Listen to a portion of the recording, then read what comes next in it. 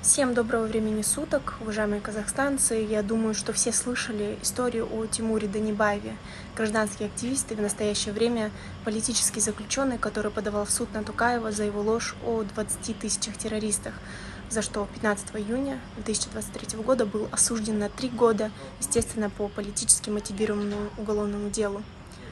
Бандиты и террористы были хорошо обучены, организованы, и ими командовали из специального центра. Некоторые из них говорили не на казахском языке.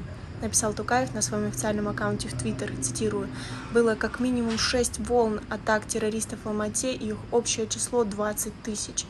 Также он подчеркнул, что анализ ситуации показывает, что Казахстан столкнулся с вооруженным актом агрессии, хорошо подготовленной и координируемой преступниками и террористическими группами, обученными за рубежом.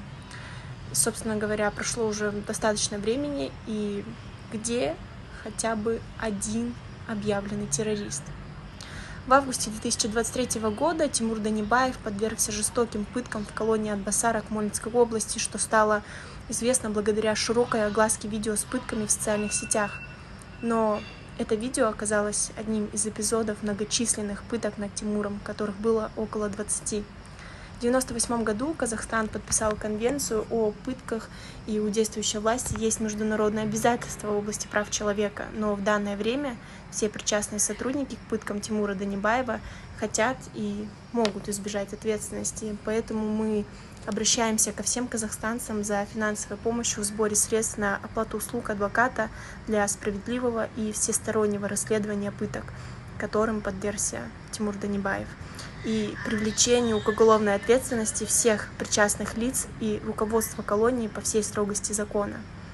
Пытки — это преступление, и исполнители, и заказчики, они должны быть наказаны. Благодарю всех за внимание и прошу максимального распространения данной информации. Призываем всех казахстанцев финансово поддержать Тимура Данибаева. Сбор средств осуществляется на счет члена Организационного комитета партии Алла Казахстан Зульфии Садвакас.